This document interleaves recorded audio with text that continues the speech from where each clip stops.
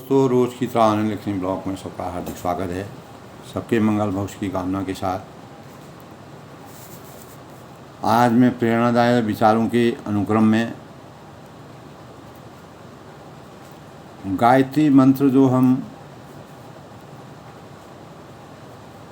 हमारे लिए एक प्रकार का देवी शक्ति का प्रतीक है, उसके स्वरूप की वास्तविकता को कैसे अपने जीवन में चरितार्थ कर सकते हैं और गायत्री मंत्र किस प्रकार की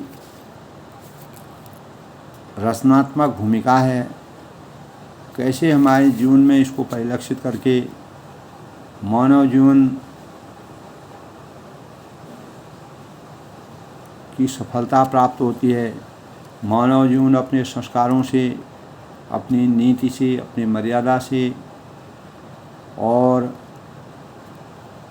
अनीति को, अत्याचार को, गलत कार्यों को से बच करके अपने जीवन को कैसे आगे बढ़ाने में समर्थवान होता है, वह भाव हमें गायत्री मंत्र के सौजन्य से प्राप्त होते हैं।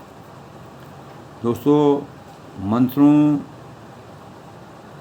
हमारे ऋषि मुनि और हमारे वेद शास्त्र हमारे जीवन में इस प्रकार के भावों को इंगित करते हैं कि उन्हीं से हमारा जीवन, जब तक हमारा जीवन है, अगर हम उनको उसके मानकों को सही ढंग से उसका अनुपालन करते हैं तो हमारा जीवन इस भौतिक शरीर में जब तक जीवन आत्मा रहती है, वह आत्मा सुख का अनुभव करती है।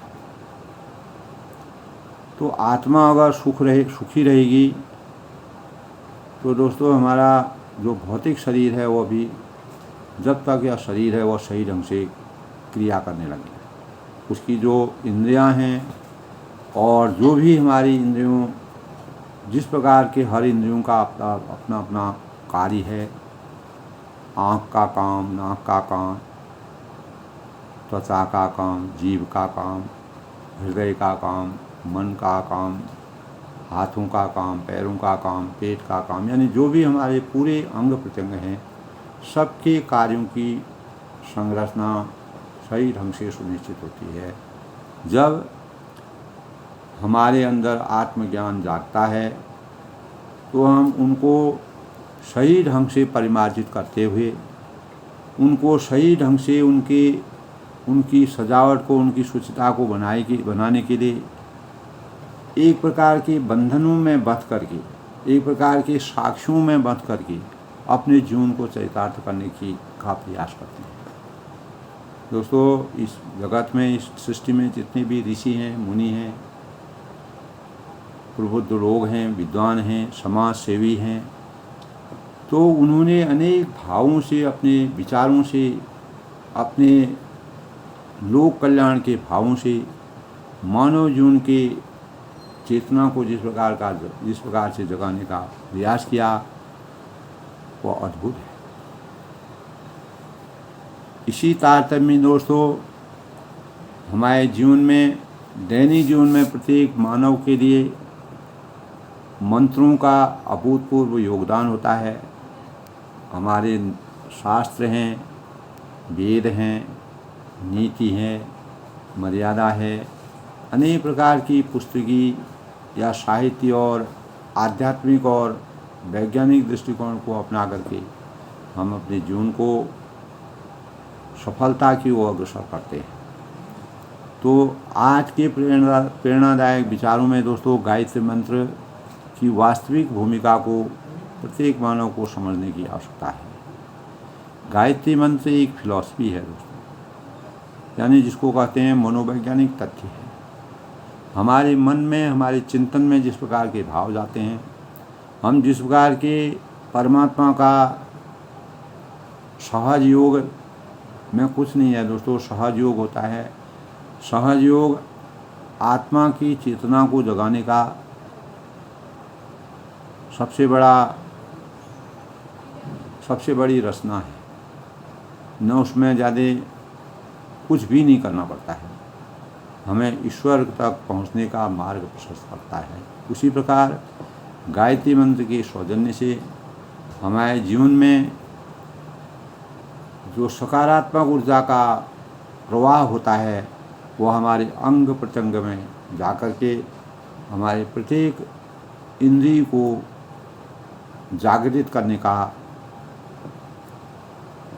के भाव पैदा करते हैं। तो इसे हम जीवन जीने की कला कह सकते हैं। तो यह जीवन यापन करने की एक पद्धति है, हमारे समाज के गठन का एक तरीका है।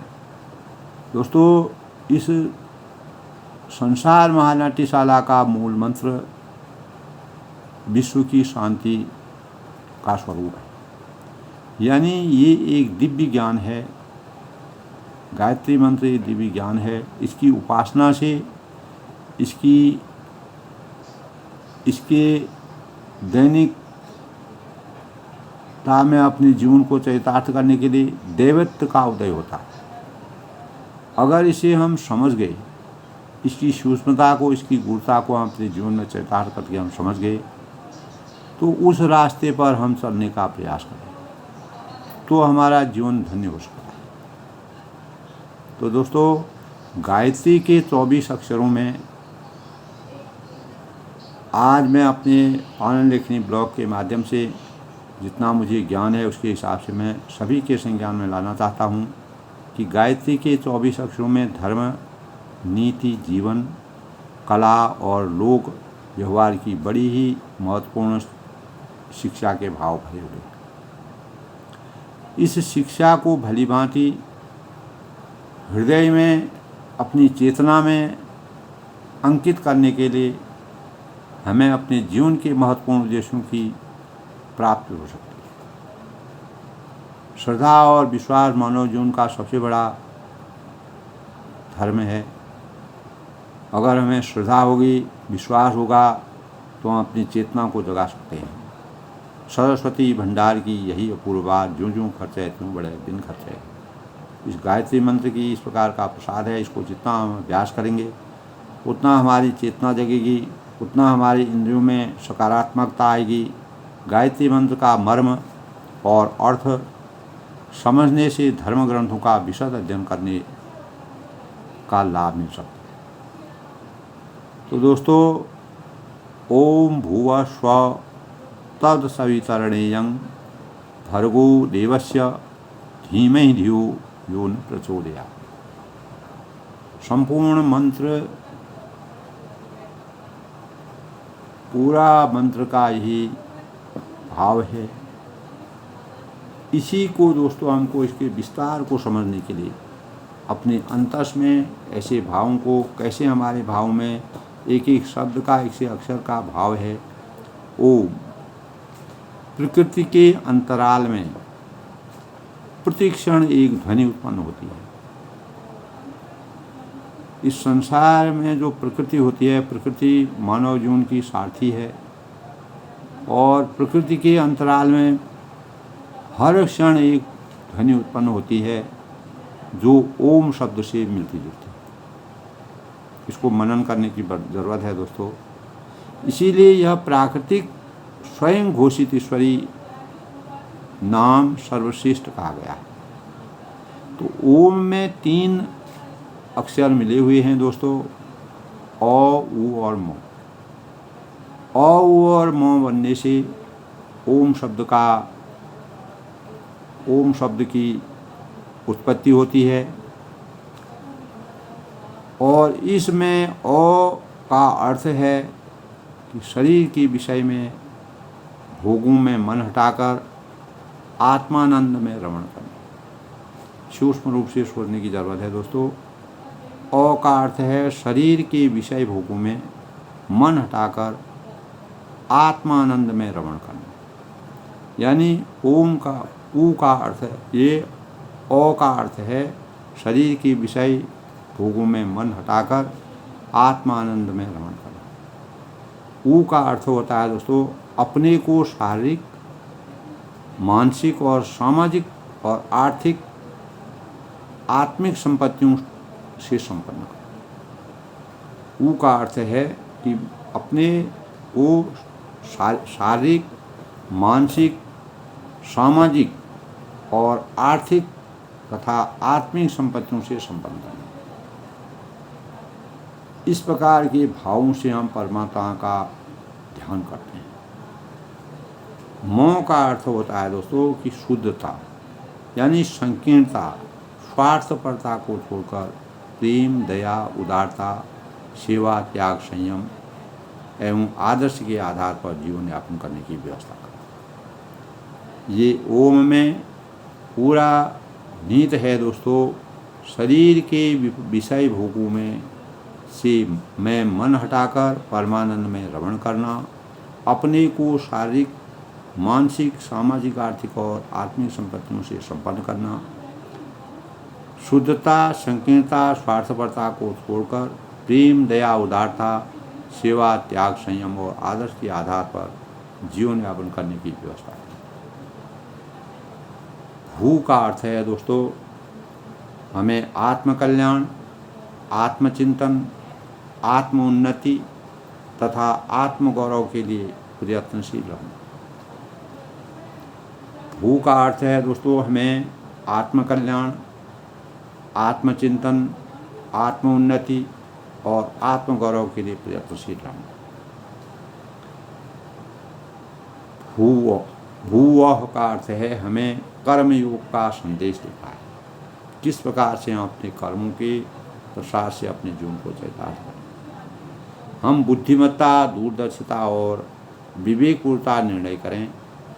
हमें सद परिणाम तथा जीवन विकास के लिए क्या करना है, जो करना है उसमें तत्परता से हम जुट जाए, यानी पूर्ण निष्ठा के साथ हम जुट जाए। स्व का अर्थ है दोस्तों मन को अपने अंदर स्थिर रखो। हम अपने मन को अगर अपने अंदर में स्थिर रखेंगे तो अपने भीतर अगर हम दृढ़ रहेंगे, घटनाओं और परिस्थितियों को जल तरंगे समझना चाहिए। जिस प्रकार जल की तरंगें होती हैं उसी प्रकार हमको अपनी घटनाओं और परिस्थितियों को का निवारण करना चाहिए। उनके कारण स्वयं को उद्विग्न और अस्थिर मत होने। तो तत्व का मतलब है दोस्तों जीवन तथा मरण के रहस्य को समझो। क्या जीवन है, क्या मरण है, जीवन मरण का किस प्रकार से चक्रव्यूह चलता है। मनुष्य शून्य से पैदा होता है, शून्य में चला जाता है।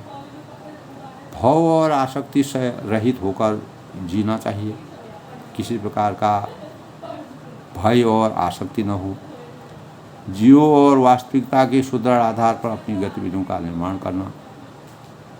सवितंग का मतलब है दोस्तों सूर्य के समान तेजस्वी बनना। कितने बड़े भाव छुपे हुए हैं दोस्तों। तो सूर्य के समान तेजस्वी बनो, अपनी हर एक इच्छा और आवश्यकता को पूरा करने में समर्थ बनना। वर्ण्यं का अर्थ है दोस्तों हम अनिष्ट को छोड़कर, वर्ण्यं हम अनिष्ट को छोड़कर, गलत भावना को छोड़कर, बुराइयों को छोड़कर, बुराइयों को त्याग कर श्रेष्ठ चिंतन करें और जिससे मानसिक कुढ़न और असंतोष से छुटकारा मिले और सर्वत्र आनंद ही आनंद की उपलब्धि। भर्गो का मतलब है दोस्तों मनुष्यों को निष्पाप करना चाहिए, यानी मनुष्यों को निष्पाप बनाना चाहिए। अगर हम बचपन से इस प्रकार के संस्कारों का उदय करेंगे तो हमारे अंतःकरण में निष्पाप की भावना उद्दीपित होगी। तो यदि पवित्रता की दिशा में हमारा प्रयत्न जारी रहेगा तो संसार के समस्त कष्टों से छुटकारा पाया जा सकता है। इस संसार में कष्ट कहीं नहीं है। अगर हम अपनी चेतना को जगाएं, अपने भावों को सही रखें, शुचिता के भाव हमारे अंतःकरण में होगा, यही हमको भर्गो मनुष्य को निष्पाप बनाना चाहिए। यदि पवित्रता की दिशा में हमारा प्रयत्न जारी रहे तो संसार में समस्त कष्टों से छुटकारा पाया जा सकता है। यही मानक हमारे जीवन के हैं। देवस्य का मतलब होता है दोस्तों अशुद्ध दृष्टिकोण से बचकर, अशुद्ध दृष्टिकोण से बचकर शुद्ध विचारधारा को अपनाना। और उन क्षणिक सुखों, आकर्षणों और प्रलोभनों से बचें। हमारे जीवन में हम किसी भी क्षेत्र में कार्य करते हैं, हमारे जीवन में अनेक प्रकार के सुखों की अनुभूति है, अनेक प्रकार के आकर्षण होते हैं जो हमको अपनी तरह गुरुत्वाकर्षण की तरफ खींचने का प्रयास करते हैं। अनेक प्रकार के प्रलोभन होते हैं जिससे हम डूब जाते हैं और हम विचलित हो जाते हैं। उन प्रलोभनों के झंझटों में हम फंस जाते हैं। तो उससे बचने का प्रयास करना गायत्री मंत्र के देवस्य के शब्द में निहित है। यानी मनुष्य को अशुद्ध दृष्टिकोण से बचकर शुद्ध विचारधारा को अपनाएं, उन क्षणिक सुखों, आकर्षणों, प्रलोभनों से बचें जो भविष्य में दुख देने वाले। तो धीमहि का मतलब है दोस्तों, धीमहि धियो यो न प्रचोदयात्। धीमहि हम अपने अंदर सद्गुणों का धारण करें और सभी गुणों, विशेषताओं को अपनाएं और जिनके द्वारा स्वास्थ्य, कीर्ति, प्रतिष्ठा, उच्च पद, धन आदि की प्राप्ति होती है, तो उसमें हम कभी भी विचलित न हों। हम अपने अंदर सद्गुणों को धारण करें धीमे। जिस प्रकार मर्यादा पुरुषोत्तम भगवान रामचंद्र जी में धीरता, समुद्र के समान धीरज थी, इतनी बड़ी धीरता उनके अंतःकरण में थी। अनेक प्रकार की विषमता आने पर भी उन्होंने अपने जीवन को कभी भी डगमगाने नहीं दिया। तो धीमे का मतलब हम अपने अंदर सद्गुणों का धारण करें, उन सभी गुणों, विशेषताओं को अपनाएं जिनके द्वारा स्वास्थ्य, कीर्ति, प्रतिष्ठा, उच्च पद, धन आदि की प्राप्ति हो। तो धियो का मतलब है दोस्तों, हम विवेकवान बने। धियो विवेकवान बने, विवेक को अपनाएं। बुद्धि और ज्ञान के सौंदर्य से विवेक पैदा होता है और विवेक से हम कार्यों के लक्ष्यों की प्राप्ति तक पहुँचने का मार्ग प्रशस्त करते हैं। तो विवेक की कसौटी पर कसकर अपने विचार तथा कर्मों का निर्धारण करें। दोस्तों, यो न का मतलब है यो न प्रचोदयात्। अपनी यो न का मतलब है अपनी आशुताओं को कम से कम रखें। पूरा जीवन का वृत्तांत तो इसके अंतर्गत निहित है दोस्तों। यानी अपनी आशुताओं को कम से कम रखें, उन्हें पूरा करने के बाद बची हुई शक्ति का अधिक से अधिक भाग निस्वार्थ भाग से, निष्काम भाव से अशक्त व्यक्तियों को बांट दें। जो व्यक्ति उनके जो ज़रूरतमंद हैं उनको बांट दें। यो न अपनी आशुताओं को कम से कम रखें, उन्हें पूरा करने से के बाद जो बच जाता है, अपनी आशुताओं की पूर्ति जब पूर्ण रूप से हम हो जाती है, तो शक्ति का अधिक से अधिक भाग निस्वार्थ और निष्काम भाव से जो ज़रूरतमंद लोग हैं, जो अशक्त लोग हैं, उन व्यक्तियों में बांट दें। प्रचोदयात् का मतलब है दोस्तों, गायत्री मंत्र प्रचोदयात् शब्द में एकमात्र सद्बुद्धि को प्रेरित करने की याचना परमात्मा ने से की गई है। और जब बुद्धि में प्रेरणा उत्पन्न हो गई तो संसार में समस्त वैभव स्वतः ही प्राप्त हो जाए। तो इस संसार में सारा वैभव, सारी चीज़ें हमारे जीवन में अपने आप समाहित हो जाएगी। इस प्रकार दोस्तों, ओम भुवस्सुवः तत्सवितुर्वरेण्यं भर्गो देवस्य धीमहि धियो यो न प्रचोदयात्। ओम शब्द 3 शब्दों से बना है, ओ, उ और मो। ओ का मतलब दोस्तों मैंने बताया, शरीर के विषय भोगों में मन हटाकर परमानंद में रमण करना। ऊ का अर्थ अपने शारीरिक, मानसिक और सामाजिक, आर्थिक तथा आत्मिक संपत्तियों को संपन्न बनाना। मोह का अर्थ है शुद्धता, संकीर्णता, स्वार्थपरता को छोड़कर प्रेम, दया यानी उदारता, सेवा, त्याग, संयम और आदर्श के आधार पर जीवन यापन की व्यवस्था करना। तो इस प्रकार से दोस्तों गायत्री मंत्र भू हमें आत्मकल्याण आत्मचिंतन, आत्म उन्नति और आत्मगौरव के लिए प्रयत्नशील रहना चाहिए। तो इस प्रकार दोस्तों गायत्री मंत्र एक फिलॉसफी है, एक मनोवैज्ञानिक तथ्य है। और गायत्री मंत्र में 14 अक्षरों से यह पूरा बना हुआ है। 14 अक्षरों की बनावट से हमारे जीवन का प्रत्येक वृत्तांत इसके अंतर्गत सुनिश्चित है। इसके भावों को धर्म, नीति, जीवन कला और लोक व्यवहार से अपने जीवन को चरितार्थ करने के लिए हमें गायत्री मंत्र की वास्तविकता को समझ करके अपने जीवन को कैसे हम चरितार्थ करें और अपने जीवन में कैसे शुभता और शुचिता के भाव पैदा करें, जिससे हमें सर्वत्र आनंद की उपलब्धि हो और हमें अनेक प्रकार के जो कष्ट हैं उनसे छुटकारा मिले और हमेशा प्रतिष्ठा, उच्च पद, धन आदि की प्राप्ति के भावों से अपने को संचित करें। आवश्यकताओं को कम करने की अभिव्यक्ति हमारे अंतःकरण में हो और जो हमारे पास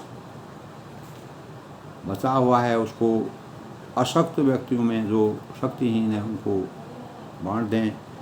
यही प्रचोदयात गायत्री मंत्र प्रचोदयात यानी शब्द में एकमात्र सद्बुद्धि की प्रेरणा है और परमात्मा से याचना है की गई है कि जब बुद्धि में प्रेरणा उत्पन्न हो जाती है तो संसार में समस्त वैभव स्वतः ही प्राप्त हो जाएंगे। सारे वैभवों का हमको अपने आप ही प्राप्त हो जाएंगे। सबके मंगल भविष्य की कामना के साथ आनंद लेखनी ब्लॉग पे सबका हार्दिक स्वागत है। आज के प्रेरणादायक विचारों में मैंने अपने भावों से गायत्री मंत्र की वास्तविकता को सबके सामने प्रस्तुत किया। सब लोग इसका मनन करें, अपने अंतःकरण में लाएं, अपने जीवन में शुचिता के भाव पैदा करें, अपने जीवन को, अपने इंद्रियों को सही मार्ग में सुनिश्चित करने के भाव बने। सबके मंगल भविष्य का सब लोग प्रसन्न रहें, खुश रहें और सबका जीवन अच्छा रहे।